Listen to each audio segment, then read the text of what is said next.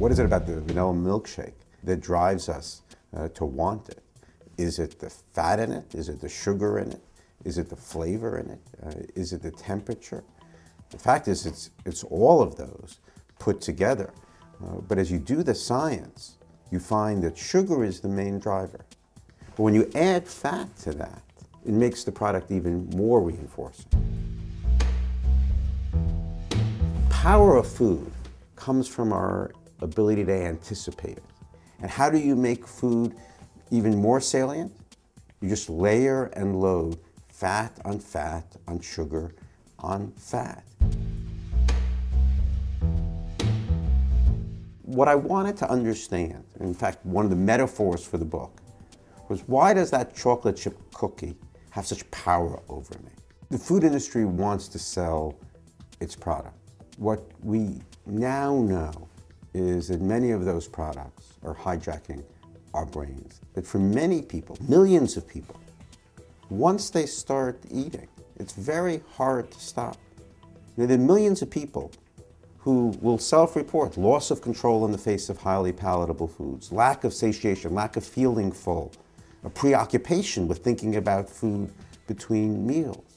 What's happened is the food industry has learned to put together what looks like food, very highly processed. It's not there for nutrition. And it doesn't satisfy us, but it captures us. Next time you're in a restaurant, just look how the food is layered and loaded. So what I wanted to do was to understand, why is it so hard to control our eating? It's not just a problem for people who are overweight and obese. It's also a problem for people who are healthy weight. And in fact, for them, they are in sometimes the greatest torment because they've developed this tight level of control. They're constantly getting cued, their brains are getting activated, but they are trying very hard to resist. So no one has explained to them why food has become so powerful, why they're obsessing.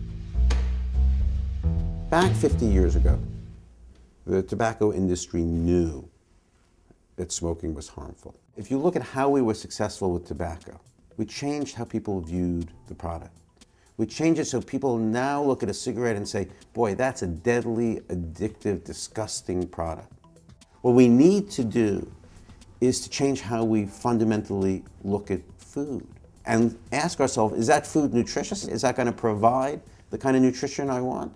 You have to be able to fundamentally change how you look at the food. One way to do that is to realize the extent to which you're being manipulated. If you value being healthful, if you value eating nutritiously, if you say that is the kind of food that I want, that's not the food that I want, and you're able to make that kind of distinction, and you believe it, then you can be free. Then, in essence, and only then, have you really reprogrammed your brain. The real question for the food industry is, now that we know that they're selling highly powerful stimulants, what are they going to do about it?